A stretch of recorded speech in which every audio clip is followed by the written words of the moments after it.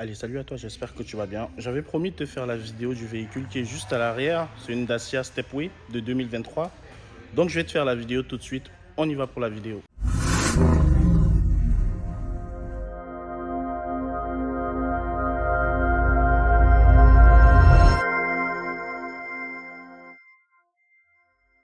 Donc le véhicule il est là. J'avais promis de te faire la petite vidéo. Donc je vais la faire rapidement parce que je suis de passage ici encore à l'agence Chabanon à Harris Orangiste pour faire un contrôle d'un de mes véhicules. Donc je vais profiter pour te faire la petite vidéo de ce véhicule là, te donner mon point de vue parce que j'ai eu plusieurs personnes qui m'ont dit, quand j'ai mis ça en short, plusieurs personnes m'ont dit ouais Anissé, c'est trop cher ce véhicule, on peut pas acheter ce véhicule là. Bon. Très bien, ça je l'entends. Je vais juste vous présenter le véhicule et je vais te donner mon point de vue par rapport à ceux qui disent que ce véhicule est trop cher. Je ne sais pas ce qu'on appelle trop cher. Bon bref, je vais te donner mon point de vue par la suite. Je te montre déjà un peu le look du véhicule. Et à chaque fois, comme je le dis, on va regarder les choses sous un angle autopartage. Hein. On va rentrer à l'intérieur. Je te montre déjà l'aspect extérieur du véhicule. Je vais te montrer le prix aussi par la suite. Et je vais te donner mon point de vue à la fin. Ok. Donc c'est un véhicule de 2023. C'est une Dacia Stepway. Donc c'est le dernier modèle en fait de cette série là. Donc déjà au niveau du capot, tu peux voir ils ont des grilles d'aération, donc du coup à l'avant et puis à l'arrière. Et ce que moi j'aime particulièrement sur ces véhicules, c'est leur nouvelle manière de mettre le logo Dacia. Le nouveau logo Dacia avec les rappels ici. Les deux, vous voyez les lignes blanches là, les petites lignes blanches là, je trouve ça beau. Ça encadre au final, ça encadre le logo. Le logo il est là et puis vous avez les deux bandelettes blanches qui encadrent bien le logo. Je trouve ça classe. Je trouve trop intéressant aussi le fait que le logo s'étende sur toute la calandre. Je trouve ça bien. Leur nouveau logo, je le trouve très bien sur ce Stepway là. Vous avez une autre grille en dessous et vous avez le rappel Stepway ici. C'est minimaliste, c'est très bien. Et pour le prix que ça coûte, c'est très bien. Vous avez des radars ici, des radars pour l'avant. Et puis une signature lumineuse qui est quand même jolie. Qui rappelle aussi en même temps le logo Dacia. Quand vous voyez cette signature lumineuse, ça vous rappelle quelque chose dans le logo Dacia que vous voyez ici. Avec les deux U renversés ici. Vous avez des espèces de U ici. Bon, ça rappelle quand même bien le logo Dacia. Ok. Après partout là, ne vous faites pas d'illusions, c'est vraiment des plastiques, c'est des plastiques durs, ce sont des plastiques simples. Hein. Ok. C'est vraiment des plastiques simples. Très bien. Pendant que je vous parle, j'ai une location. J'ai une location qui arrive pendant que je vous parle. Là. Donc j'aime bien ça. Pendant que je travaille, j'ai des locations qui arrivent. D'accord. Vous avez aussi des radars de recul sur le côté ici, et puis vous en avez à l'avant. Donc tout ça c'est du plastique dur, mais très intéressant. Le capot ici, je le trouve assez bien fait le capot, avec les deux nervures que vous avez. Vous avez des arêtes là, ces arêtes là qui redessinent bien le capot. Vous voyez, là c'est bien creusé, et là aussi c'est creusé. Donc le look, moi je le trouve très bien. Même si je vous dis d'entrée de jeu, je prends ce véhicule en location, je prendrai une autre couleur. Pas forcément une couleur très flashy, mais je prendrai une autre couleur que celle-là. Ok. Donc ce capot là avec ces deux arêtes là, je trouve ça très bien. Ça change de look et ça fait partie des grosses choses qui changent sur ce véhicule. Après le profil, c'est le profil de Dacia. Hein. Là vous avez ici pareil, c'est des plastiques durs. Là ils ont rajouté des bordures ici pour bien souligner en fait la portière. Vous voyez. Et puis ce qu'on va voir ici, c'est que tous les contours de vitres ici, les contours de porte, c'est vraiment du plastique. C'est du plastique mou, c'est du plastique simple. Je vais pas dire que c'est dommage. Pour le prix que ça coûte, je comprends tout à fait qu'ils mettent des plastiques simples ici. Pour moi, au niveau de l'autopartage, est-ce que ce point-là, le fait que j'ai des plastiques simples ici me pose problème? Absolument pas. Voilà. Absolument pas. On est sur du minimalisme, ça ne me pose absolument pas de problème. On est sur des jantes 16 pouces, donc ça c'est très bien. Après là, c'est pas de la jante, c'est de l'enjoliveur. Non, on est sur du plastique ici. C'est un peu dommage, mais je comprends pour le prix que ça coûte. Est-ce que pour l'autopartage, ça me pose problème que j'ai des enjoliveurs ici en plastique? Absolument pas. Ok. J'aime bien le fait que même sur un modèle comme celui-là, qui est quand même le modèle, c'est le modèle avec le plus d'options, le modèle exposé, que j'ai des radars de recul sur un modèle comme celui-là. C'est une très bonne chose.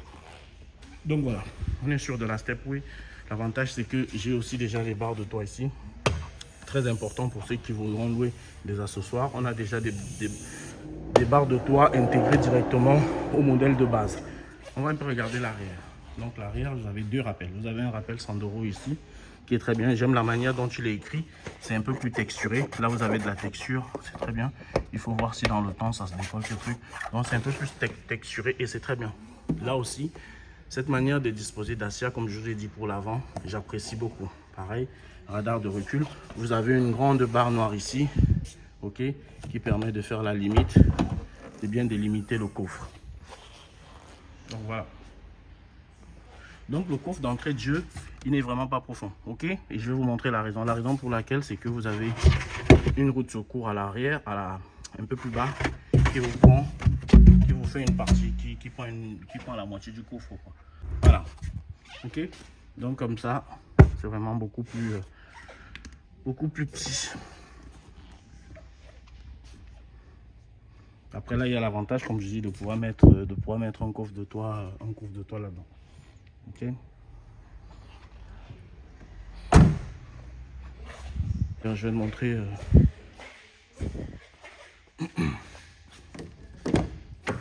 Donc la première chose au niveau des contreportes ici. Donc là, tu as un tissu au niveau des accoudoirs. Voilà, c'est un tissu texturé.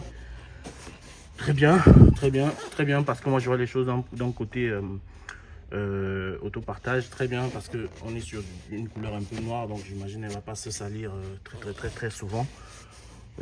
J'aurais aimé peut-être avoir des limitations cuir ici. Comme vous savez, on ne met plus du vrai cuir sur les véhicules, c'est vraiment de l'imitation cuir au niveau des contreportes. Mais bon, ça c'est très bien, ça marche bien. J'ai les 4 lève-vitres ici, c'est aussi très bien. J'ai les commandes pour les rétroviseurs extérieurs, c'est très bien aussi. Donc moi je trouve ça bien. Voilà. Pour moi ça joue le jeu. Après pour le reste, ne vous attendez pas à autre chose par rapport au prix que ça coûte. Voilà, on est sur du plastique dur ici. Et moi ça me dérange pas, absolument pas. Par rapport au prix du véhicule qu'on va voir tout à l'heure. Ok. Tu as un petit rappel ici de cette couleur là. Un marron orangé que tu vas retrouver au niveau des surpiqûres ici. Ok. Il y a de belles choses dans ce véhicule pour le prix qu'il coûte. Je trouve qu'il y a de très belles choses. Là on est sur du tissu, ok. On est sur des tissus plutôt synthétiques. Partout en tout l'habillage avant arrière, c'est vraiment du tissu plutôt synthétique. Je vais m'asseoir et on va regarder ensemble. Je vais baisser mon truc. Tu vois, je te montre quelque chose. Tu vois la position de mes pieds. Là, je suis bien confortable. Hein. Je suis confortable. Là, j'ai reculé le siège à l'arrière au maximum. Je suis bien confortable. Il y a quelque chose qui ressort tout de suite, on le voit. C'est cet accoudoir là. Cet accoudoir, je le trouve top. Il est peut-être un peu imposant, mais en fait, attends. En fait, il est directement fixé. Ah ouais, cet accoudoir, il est directement fixé sur le siège du véhicule. Ça veut dire que si je recule le siège comme ça, je recule avec l'accoudoir. Si je fais ça, j'avance avec l'accoudoir. Et donc, tu n'as pas la possibilité de dire que tu vas l'enlever.